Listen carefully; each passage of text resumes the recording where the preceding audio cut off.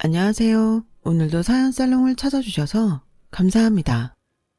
최근에 이혼한 30대 여성이에요. 언젠가 읽은 소설에 산동네 아이들이 누가 더 가난한지 내기를 하는 내용이 나와요. 소설 분위기상으로는 분명 코믹한 대목이었는데 그걸 읽은 저로서는 마냥 웃을 수만은 없었어요. 마치 제 어린 시절 모습을 보는 것 같아서 서글펐거든요. 저희 집은 우리 동네에서 가장 높은 곳에 있었어요. 소위 말하는 산동네요. 가파른 언덕길을 턱 밑까지 숨이 차오를 때까지 걸어 올라가야 겨우 도착할 수 있는 그 집에서 저는 부모님과 4살 위 오빠랑 살았어요.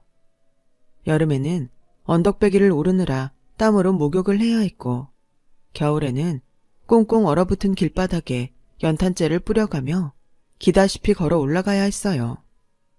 저희 동네 아이들은 대부분은 불우하고 가난한 집 아이들이었어요. 부모한테 버려져서 나이든 할머니 할아버지 손에 자라는 아이들이거나 부모가 있어도 부모 노릇을 못하는 술주정꾼의 도박꾼, 심지어 소매치기 전과를 가진 부모들의 자식이었죠. 그래도 저는 꽤 나은 편에 속했어요. 적어도 저희 부모님은 성실하고 열심히 살아가는 분이었으니까요. 비록 배움이 짧아서 번듯한 직업은 가지지 못했지만 이른 새벽에 나가 캄캄한 밤이 될 때까지 몸이 부서져라 일해서 번 떳떳한 돈으로 오빠랑 저를 키우셨거든요. 하지만 생각지 않은 순간에 불행이 찾아왔어요.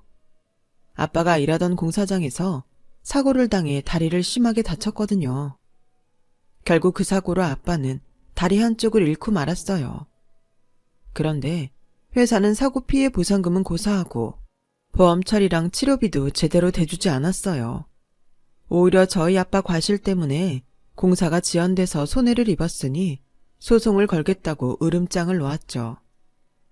회사 측 대리인으로 나온 대형 로펌의 변호사는 어려운 법률 용어를 들어 저희 엄마한테 겁을 주었어요. 아주머니, 상황 판단이 그렇게 안 돼요. 피해자는 그쪽이 아니라 회사예요. 지금 회사가 그쪽한테 소송을 걸면요. 아주머니뿐만 아니라 아주머니 자식들까지 평생 빚 갖고 살아야 돼요. 부모로서 자식들한테 해준 것도 없는데 빚을 떠안겨줄 거예요. 뭐 그쪽 사정도 딱한 것 같으니까 좋아요. 이렇게 합시다. 회사 쪽 손해는 회사가 감당할 테니까 그쪽 남편분 치료는 그쪽이 알아서 하는 걸로 하죠. 차후라도 일절 손해배상을 청구하거나 문제 삼으면 그때는 우리도 소송 진행합니다. 결국 각자 책임을 지는 걸로 하고 협의를 했어요. 하지만 당장 아빠 병원비도 감당할 여력이 없던 우리는 극심한 생활고에 시달려야 했어요. 엄마는 잠자는 몇 시간을 제외하고 온종일 일을 해야 했고 집에는 온갖 독촉장이 쌓여가기 시작했어요. 그런데 더 큰 문제는 아빠였어요. 하루아침에 한쪽 다리를 잃고 혼자서는 온전한 생활도 불가능해진 아빠가 완전히 변해버렸거든요. 평소 술, 담배를 하지 않던 아빠는 술과 담배 없이는 못 살게 된 거예요. 눈앞에 직면한 암담한 현실에 현실 도피를 하고 싶으셨던 거죠. 그 바람에 안 그래도 힘든 엄마는 아빠의 욕설과 폭력에 시달려야 했어요. 하루도 집안이 조용할 날이 없었죠. 아빠는 오빠한테 욕설도 하곤 하셨는데 참다 못한 오빠는 툭하면 집을 나갔고 그러다 안 좋은 친구들과 어울려 다니며 나쁜 짓도 하게 되었어요. 그렇게 고등학교 2학년 때 학교를 그만둔 오빠는 주먹질을 하며 살다가 엄마가 교통사고로 세상을 떠나신 후에야 정신을 차렸어요. 난 인간도 아니야. 안 그래도 힘든 엄마 속까지 썩였으니 말이야. 이렇게 일찍 떠나실 줄 알았으면 착한 아들로 살아드리는 건데.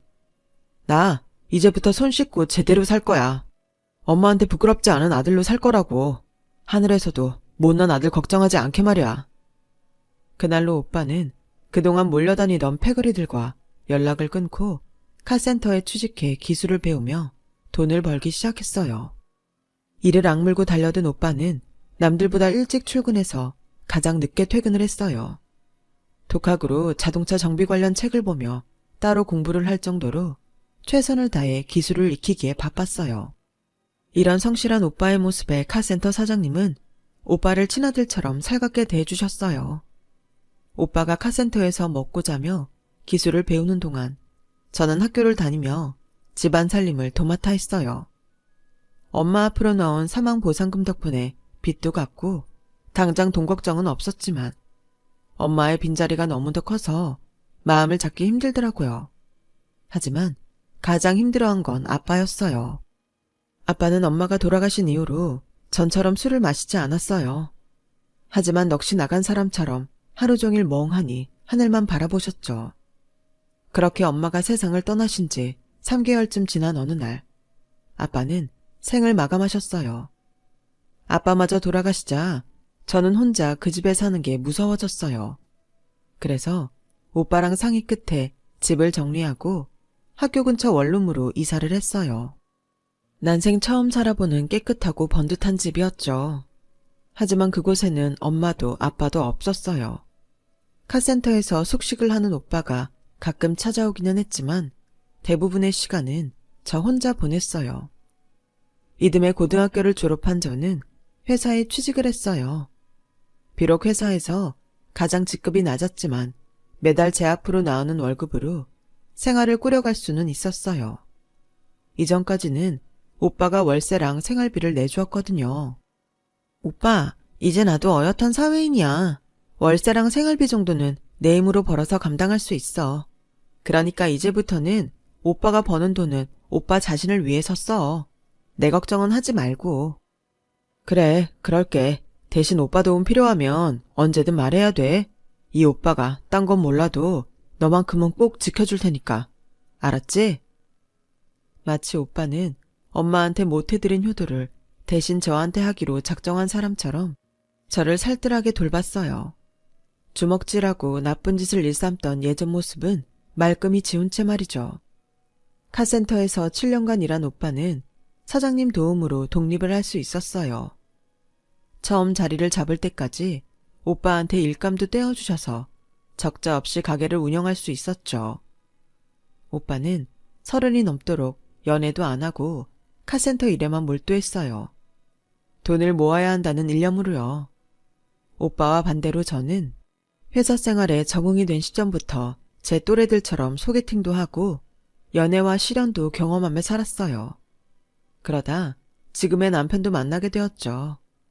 남편은 저랑 같은 회사에 다녔는데 부서는 달랐지만 작은 회사라서 매일 얼굴 마주치고 지내다 보니 금방 정이 들어버렸어요. 남편은 지방 출신으로 서울에서 대학을 졸업하곤 서울에 뿌리를 내린 사람이었어요. 가난한 집안의 3남매 중 장남이라 월급을 받으면 학자금 대출금을 갚고 월세랑 생활비를 대고 나머지 돈으로 근근히 사는 처지였죠. 그나마도 한 번씩 고향집에서 급전을 부탁하는 전화를 받으면 카드 대출까지 받아서 보내곤 했어요. 오히려 월급은 제가 적었지만 내 한 몸 건사하면 그만인 제가 더 여유 있는 상황이었죠. 그래서 한 푼이라도 아끼라고 매일 회사에 남편 도시락을 싸갔어요. 가여워서 점심값이라도 아껴주고 싶었거든요. 남들은 부담 없이 보는 영화도 우리는 통신사랑 신용카드 할인을 받아가며 큰맘 먹고 보곤 했어요. 커피도 집에서 나올 때 텀블러에 담아온 걸 공원에서 마시고 밥값을 아끼려 재료를 사다가 집에서 해먹곤 했죠. 남들이 보기엔 궁산맞게 보일지 모르지만 우리만 좋으면 그만이죠. 서로 어려운 형편을 겪어봐서 그런지 감출 것도 없고 편했어요. 난 내 자식한테만큼은 내가 겪은 생활고를 물려주지 않을 거야. 돈이 없어서 먹고 싶은 거 입고 싶은 걸 참으라고 강요하고 싶지는 않아. 내가 열심히 벌어서 내 아이만큼은 돈 걱정 없이 살게 해주고 싶어. 얼마나 돈 때문에 서러움을 받고 살았던지 돈에 대한 남편의 집착은 강했어요. 그때까지만 해도 제 눈엔 그런 모습이 장점으로 느껴졌었죠. 저 역시 남편과 비슷한 경험을 하고 자라서 그랬는지는 모르겠지만요. 연애를 시작하고 1년도 안 돼서 우리는 결혼을 하기로 마음먹었어요. 당장은 아니고 둘이 살 전셋집이라도 마련한 다음에 식을 올릴 예정이었죠. 그때까지는 살림을 합치지 않고 서로의 집을 왕래하며 지냈어요. 솔직한 심정으로는 살림을 합치고 나가는 돈을 아끼고 싶었지만 종종 찾아오는 오빠 때문에라도 그럴 수가 없었어요. 오빠한테 눈치가 보여서가 아니라 제 원룸이 우리 남매가 편히 지낼 수 있는 유일한 집이니까요. 그런데 사귄 지 2년이 조금 넘었을 무렵 오빠한테 딱 걸린 거예요. 그날도 남편이랑 집에서 떡볶이를 해먹고 영화를 보고 있었는데 하필 그때 오빠가 집에 온 거죠. 사귀고 얼마 안 돼서 이미 오빠한테 인사를 시켰던 터라 서로 알고는 지냈지만 제 집에 와 있는 남편을 보는 오빠의 눈빛이 부드럽지만은 않았어요. 오빠 주먹이 센 걸 아는 저로서는 내심 걱정이 앞서더라고요. 혹시라도 제 남편을 때리면 어쩌나 해서요. 그건 남편도 마찬가지였어요. 엉거주춤하게 앉아서는 우리 오빠 눈치만 살폈거든요. 하나만 묻자. 둘이 결혼할 생각은 있어? 그런 거라면 시간 끌 거 없이 바로 식 올리고 살림 합쳐. 혼자 버는 것보다 둘이 버는 게 금방 살림도 안정될 거 아냐. 오빠, 그건 우리도 아는데 아직은 신혼집을 구할 돈이 없어. 이 사람 학자금 대출금도 지지난달에서야 겨우 다 갚았어. 이제부터 돈을 모은다 해도 적어도 3년 이상은 걸릴 거야. 신혼집 때문이라면 일단 오빠가 먼저 마련해 줄게. 그동안 모은 돈도 있고 모자라면 은행 대출을 받아도 되니까. 생각지 못한 오빠의 말에 저도 남편도 솔깃했어요. 결혼을 하면 양쪽 집 월세로 나가는 돈에 따로 들어가는 생활비, 거기다 데이트 자금까지 세이브할 수 있으니까요. 그래서 일단 시댁에 찾아가 인사부터 드리고 결혼하겠다고 말씀드렸어요. 그랬더니 딱히 반대는 하지 않았지만 그렇다고 반가운 기색도 아니었어요. 아무래도 아들 장가 보냈는데 도와줄 능력이 안 돼서 미안해 그러시나 보다 생각했어요. 그런데 다음날 남편이 시누이와 통화하는 걸 들어보니 제가 잘못 생각하고 있었더라고요. 오빠, 진짜 이기적이다. 오빠 대학 보내느라 엄마 아빠가 얼마나 힘들었는지 알잖아. 그럼 오빠도 막내 대학 졸업할 때까지는 학비 정도는 보내줘야지. 오빠 때문에 대학도 못 간 내가 번 월급으로 막내 학비 대야겠어? 오빠가 나한테 뭘 해줬다고 이래? 난 결혼 자금도 모아야 한단 말이야. 상황이 이런데도 그 결혼 해야겠어? 아들 노릇, 오빠 노릇도 못하면서? 그 여자가 그렇게 좋아? 가족들 나 몰라라 할 정도로? 암튼 엄마랑 아빠는 오빠 결혼 자금 못 대주니까 할 거면 오빠 돈으로 해. 기집애야, 나도 그동안 할 만큼 했어. 집에서 돈 필요하다는 연락이 올 때마다 카드 대출 받아 돈 보내고 내 점심값까지 털어서 막내 학원비도 보내줬잖아. 그런데도 내가 아무것도 안 한 거냐?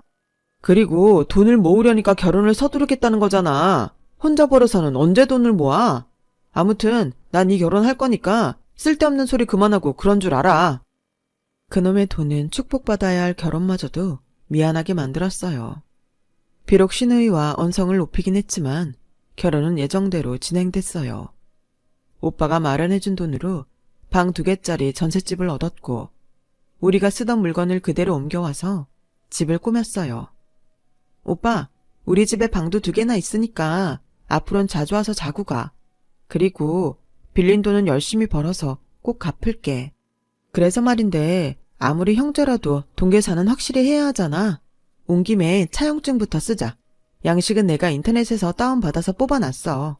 이름이랑 주민번호, 전화번호 쓰고 도장만 찍으면 돼. 됐어. 니들 형편 될 때 그때 갚아. 안 되면 뭐 별 수 없고. 그리고 동생 집에 오면서 도장 들고 오는 사람이 어디냐? 그럼 지장이라도 찍으면 되지. 오빠가 기름 냄새 맡아가며 힘들게 번 돈인데 받아야지 무슨 소리야. 여기다 지장 찍어. 저는 괜찮다는 오빠를 닥달해서 기어이 차용증을 작성했어요. 그리고는 오빠 겉옷에 넣어주었죠. 오빠도 은행 대출까지 받아서 빌려준 돈이라 매달 은행 이자라도 내겠다고 했더니 한사코 사양하더라고요. 그 정도도 안 해주면 오빠 체면이 안 선다면서요. 그래서 나중에 돈 갚을 때 이자도 포함해서 줘야겠다 생각하고 있었어요.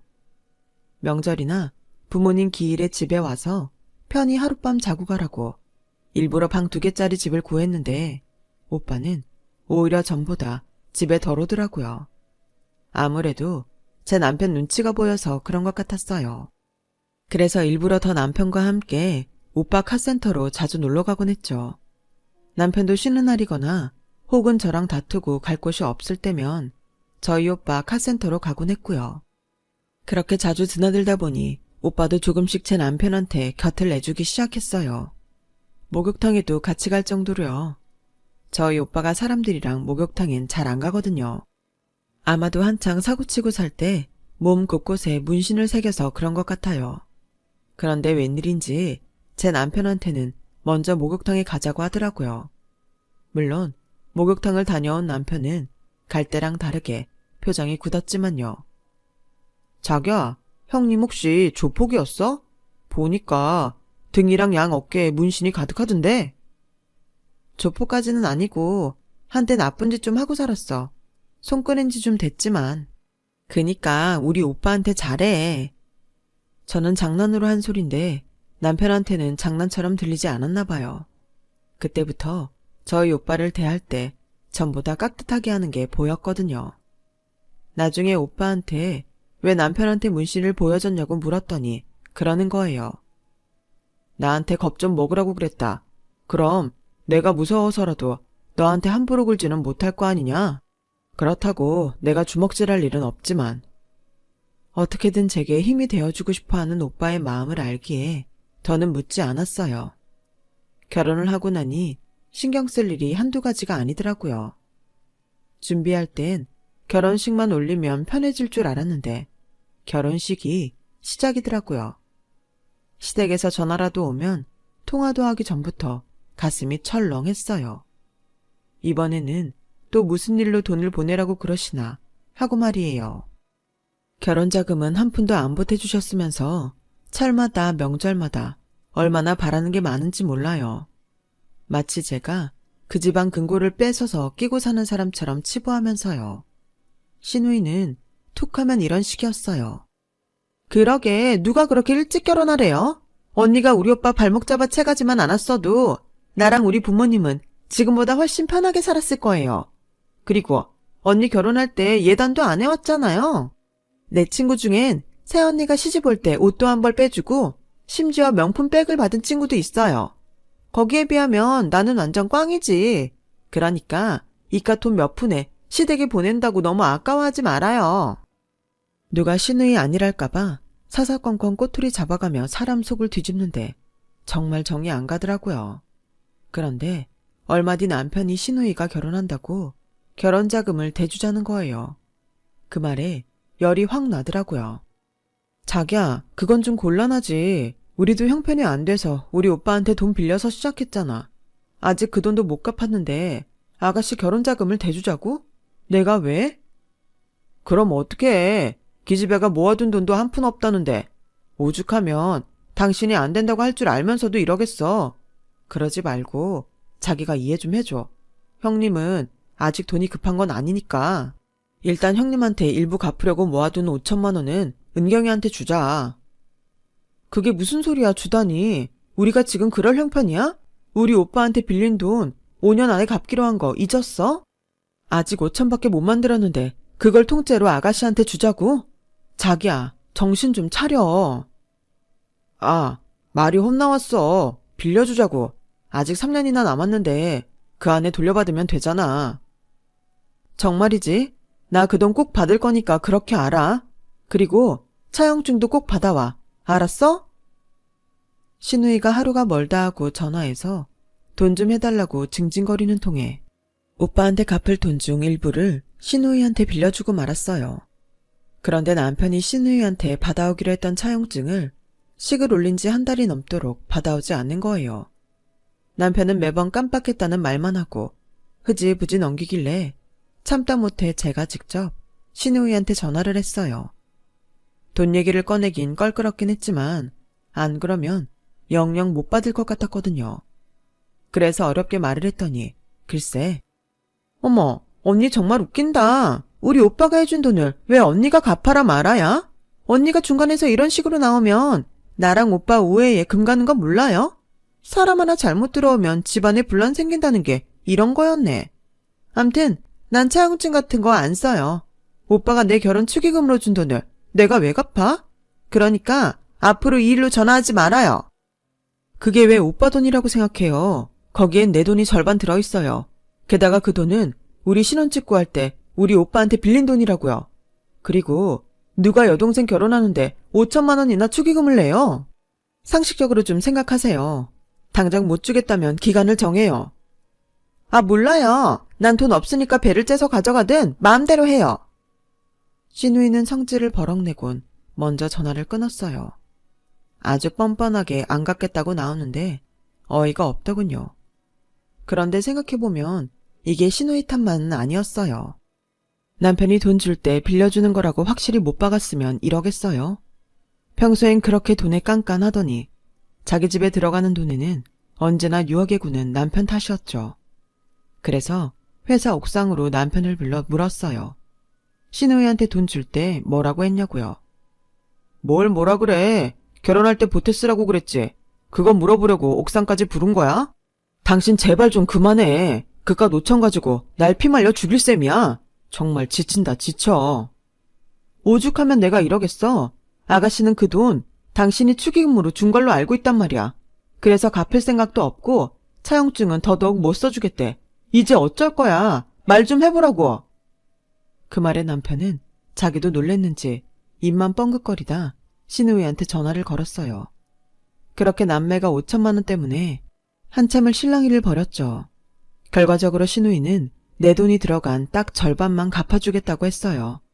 오빠 돈은 지가 갚겠다 이거죠. 그것도 언제까지 갚을지는 장담 못한다더군요. 보다 못한 제가 전화기를 가로채 한마디 했어요.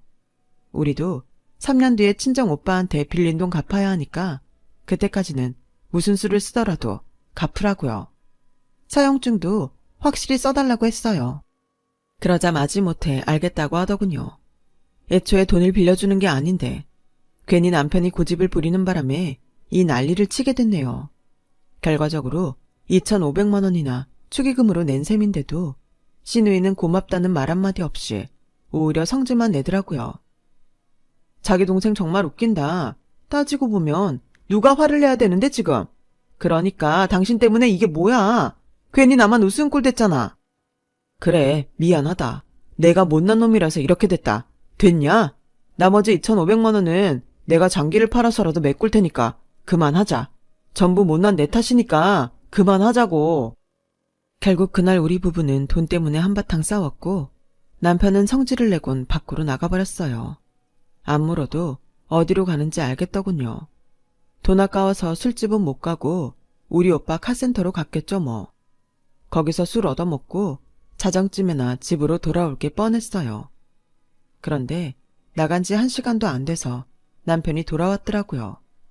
나갈 땐 성질을 내고 나갔던 사람이 돌아올 때는 저랑 눈도 제대로 못 마주칠 정도로 꼬리를 내리는 게 이상했어요. 거기다 전화 온 거 없었냐는 말만 3번이나 묻더라고요. 왜? 기다리는 전화 있어? 아니, 그냥 궁금해서. 남자가 이렇게 말할 때는 분명히 어디선가 전화 올 일이 있다는 거예요. 그런데 그때였어요. 제 휴대폰으로 오빠가 전화를 했더라고요. 그런데 받아보니 오빠가 아니었어요. 예전에 오빠가 일했던 카센터 사장님이더라고요. 나 상철이 아저씨다. 너 빨리 병원으로 좀 와라. 네 오빠 쓰러졌어. 전화를 끊자마자 온몸에 힘이 쭉 빠지는 것 같았어요. 그런 제 표정을 보고는 남편이 먼저 겉옷을 꺼내더라고요. 조금 전까지 죽어라 싸웠지만 그래도 큰일이 닥쳤을 때는 남편밖엔 없다는 생각이 들더라고요. 병원에 도착해보니 오빠는 이미 수술실에 들어가 있었어요. 카센터 사장님이 저 대신 수술 동의서에 서명을 하셨다고 하더군요. 몇 시간 뒤 수술을 마치고 나온 담당 선생님은 수술은 잘 됐지만 일단 경과를 지켜봐야 한다고 했어요. 수술실에서 나와 중환자실로 옮긴 오빠는 정해진 면회 시간 안에만 볼 수 있었어요. 당일 면회 시간은 이미 끝나서 일단 집으로 돌아왔어요. 그리곤 다음날 병원으로 향했죠. 그런데 몇 시간 뒤면 의식이 돌아올 거라는 의사의 말과 달리 오빠는 깨어나지 않는 거예요. 점점 두려워지기 시작했어요. 여보, 이러다 우리 오빠 영영 안 깨어나면 어떡하지? 우리 오빠 불쌍해서 어떡해. 괜찮을 거야. 너무 걱정하지 마. 당신 혼자 두고 형님이 가시겠어? 그때까지도 몰랐어요. 내 곁을 지키고 있는 남편의 본 모습을요. 수술을 마친 지 며칠이 지나도록 오빠는 의식을 차리지 못했어요. 병원에서는 수술도 잘 됐고 아무 이상이 없다고 하는데도 말이죠. 출근 전에 병원에 들러 오빠 상태를 확인하고 퇴근 후에 다시 병원에 들러 오빠가 깨어났는지 확인하는 게 일과가 되었어요. 그러던 어느 날 병원 가기 전 집에 들러 옷을 갈아입으려고 왔는데 남편이 안방에서 시누이와 통화를 하고 있더라고요. 이대로 형님이 안 깨어나면 빌린 돈 안 갚아도 되니까 그때 너도 2,500 안 줘도 돼. 그러니까 너도 우리 형님 안 깨어나게 해달라고 빌어. 사실 그날 카센터에 갔다가 형님이 바닥에 쓰러져 있는 걸 보는데 순간 갈등이 되더라니까. 이대로 모른 척하고 도망칠까 119에 신고할까 하고 말이야. 빌린 돈만 없었으면 바로 신고했을 텐데 돈 갚아야 된다는 생각하니까 나도 모르게 뒷걸음질 쳐지는 거야. 인간이 참 간사하지. 너 이건 네 올케한테 비밀이다. 집사람이 알면 나 죽는다. 순간 온몸에 힘이 빠졌어요. 손에 든 백을 바닥에 떨어뜨리자 그 소리에 남편이 거실로 나왔어요. 그리곤 저를 보고는 얼굴이 하얗게 질려버리더군요. 여보, 다 들은 거야? 네가 그러고도 인간이니? 아무리 돈에 미쳐도 그렇지 사람이 쓰러져 있는데도 모른 척을 해? 남도 아니고 내 오빠인데도? 그래놓고 뭐? 깨어나지 않기를 빌라고? 인간 쓰레기 같은 것들. 꼴도 보기 싫으니까 이 집에서 나가. 우리 오빠가 해준 집에서 당장 나가라고. 그리고 너 우리 오빠 이대로 안 깨어나면 그때 내가 너 경찰에 신고할 거야. 법으로 널 심판할 수 없대도 내가 너 편히 살게 안 둬. 그러니까 온전히 살고 싶으면 우리 오빠 깨어나길 바라는 게 좋을 거야. 알았어? 남편을 집에서 내쫓은 저는 과장님께 전화해 사정을 말씀드리고 휴가를 얻었어요. 그리고는 병원으로 갔죠. 면회 시간에 맞춰 중환자실에 들어가려는데 간호사가 다가와 병실을 옮겼다고 말해주었어요. 바뀐 병실로 가보니 오빠가 웃으며 저를 맞아주더라고요. 순간 어찌나 기쁘던지 그대로 달려가 오빠를 끌어안았어요. 그러다 이내 눈물을 펑펑 쏟았어요. 내 남편이 한 짓이 생각나서요. 하지만 차마 오빠한테 그 얘기를 할 수는 없었어요. 오빠가 상처받을 테니까요. 그런데 그 자식은 집에 있어? 네 남편 말야. 내가 널 봐서라도 참을까 했는데 아무리 생각해도 도저히 안 되겠어. 그놈이 나 쓰러진 걸 보고 신고도 않고 도망치더라. 그런 놈을 매제라고 믿었다니. 왜 그랬을까 생각해 봤는데 아무리 생각해도 그거밖에 없더라. 돈. 오빠는 착잡한 표정으로 저를 보며 어렵게 말을 꺼냈어요. 너 그놈이랑 헤어져라. 돈 없는 놈은 내가 벌어서 데리고 살면 그만이지만 돈 때문에 사람 목숨 버리는 놈은 어떻게도 구제가 안 돼. 너 아프다고 다쳤을 때 그놈이 어떻게 나올지 모르잖아. 돈은 잃으면 다시 벌면 되지만 믿음이 깨지면 다 끝나는 거야. 나 그놈 절대 용서 안 할 거다. 오빠한테 그 말을 들으니 피가 거꾸로 솟는 것 같았어요.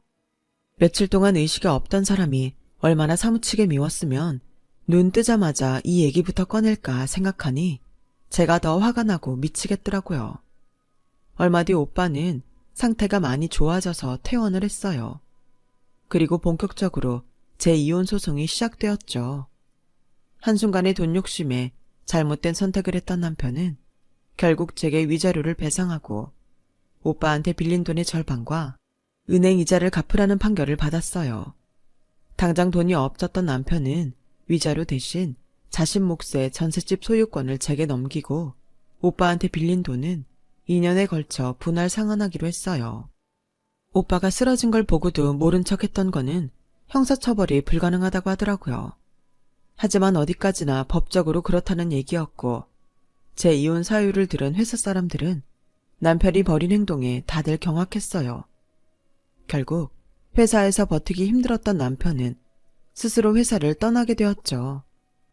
돈에 눈이 멀어 인간의 길을 포기한 죄로 남편은 가정도 회사도 모두 다 잃고 말았어요.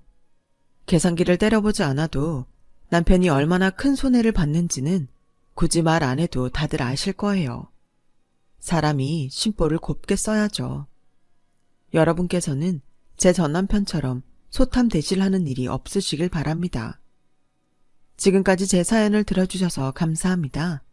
소중한 가족들과 행복한 하루하루 보내시길 바랍니다. 여러분, 사연 댓글에 응원과 현명한 조언 부탁드려요. 좋아요와 구독은 저에게 큰 힘이 됩니다. 오늘도 좋은 일 가득하세요.